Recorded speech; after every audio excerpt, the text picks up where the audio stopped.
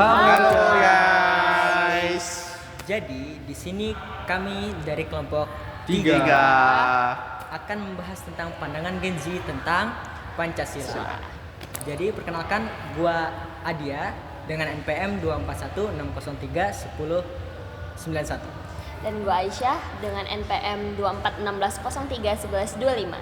Dan gua Alvin dengan PM 2416031139. Dan gua Robi dengan NPM 2416031131.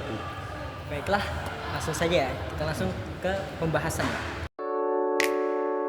Oke guys, jadi yang pertama kita akan membahas tentang definisi umum Pancasila. Jadi apa itu sih Pancasila?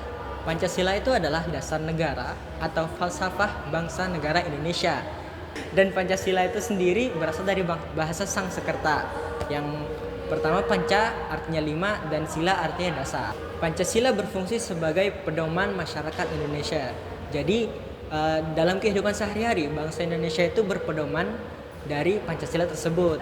Seperti yang kita ketahui, Pancasila terdiri dari 5 sila, yaitu ketuhanan yang Maha Esa, kemanusiaan adil dan beradab, persatuan Indonesia, kerakyatan yang dipimpin oleh hikmat kebijaksanaan dalam permusyawaratan perwakilan, dan terakhir keadilan sosial bagi seluruh rakyat Indonesia. Pancasila dapat ditinjau dari 3 aspek.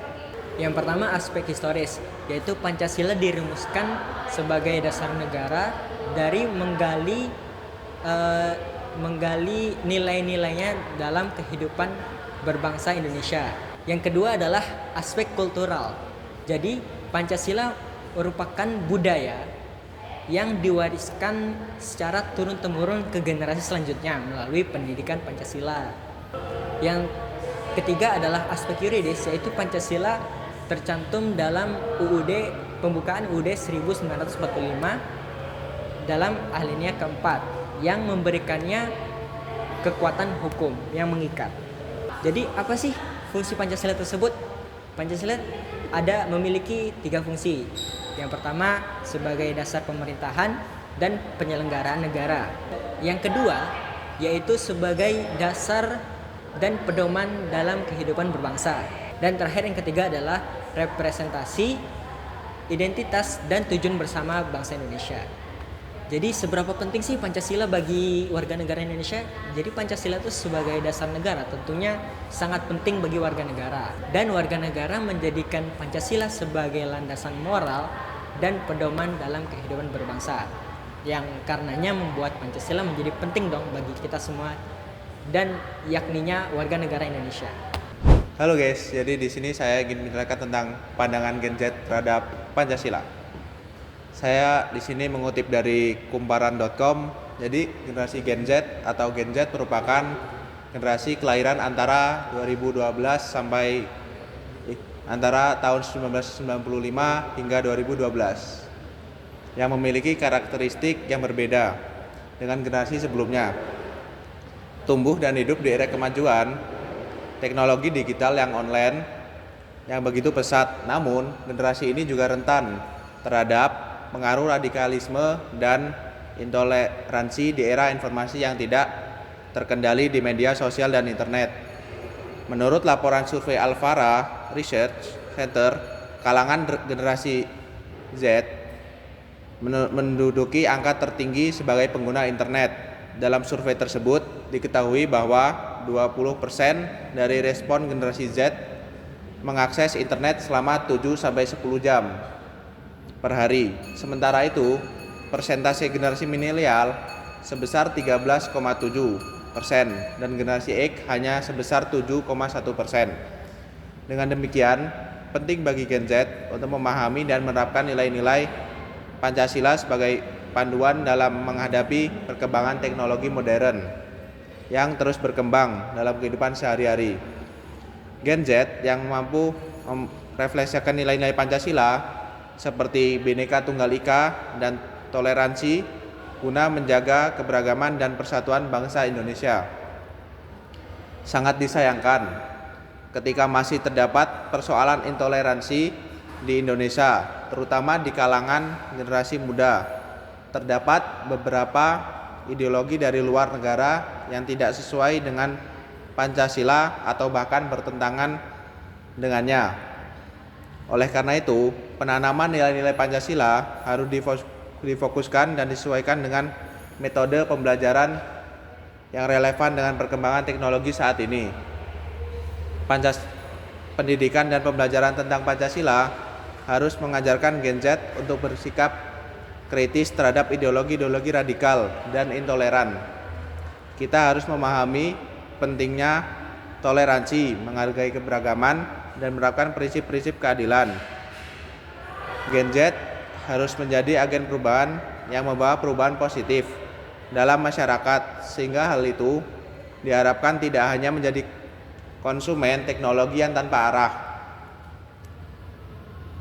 Peran keluarga, sekolah, dan masyarakat juga berperan penting dalam mendukung pembelajaran nilai-nilai Pancasila bagi Gen Z.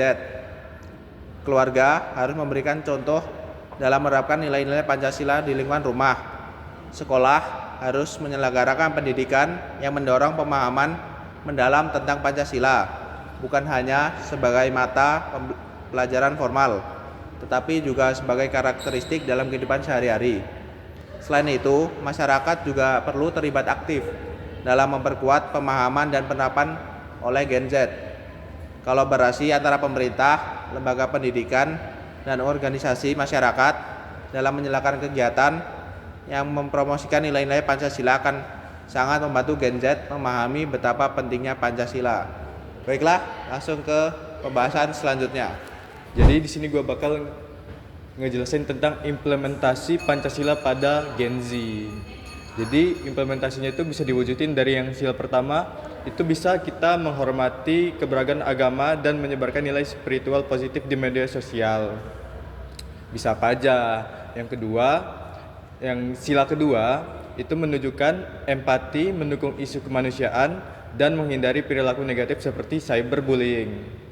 Sila ketiga itu memperkenalkan budaya Indonesia secara global dan menghargai keberagaman di lingkungan sekitar kita. Sila keempat itu kita bisa aktif dalam organisasi, menyampaikan pendapat secara bijak, dan mengutamakan musyawarah dimanapun. Sila kelima itu kita bisa mendukung ekonomi lokal dan berbagi akses informasi dan komunitas yang membutuhkan, bisa lewat platform manapun, misalnya kayak sosmed dan segala macamnya. Dengan memahami dan mengaplikasikan nilai-nilai Pancasila secara kreatif dan relevan, itu Gen Z dapat menjadi agen perubahan positif yang tetap berakar pada nilai-nilai bangsa. Sekian, lanjut. Nah, tadi kan udah dijelasin nih, apa sih Pancasila itu, apa sih Gen Z itu, dan cara mengimplementasikannya di kehidupan sehari-hari. Sekarang, kita akan membahas tantangan yang dihadapi Gen Z di era modern ini. Nah, Gen Z ini kan menghadapi tantangan ya di era modern ini soal Pancasila. Kenapa sih? Karena Gen Z ini lahir dan tumbuh di perkembangan teknologi yang semakin berkembang, dan pastinya memiliki tantangan utamanya itu di globalisasi. Pengaruhnya teknologi dan media sosial ini membuat para Gen Z ini tuh mendapat informasi yang sangat cepat, namun ada sisi negatifnya karena semua informasi yang diterima ini tidaklah relevan atau tidaklah fakta yang sesungguhnya, namun ada kadang berita-berita hoax segala macam.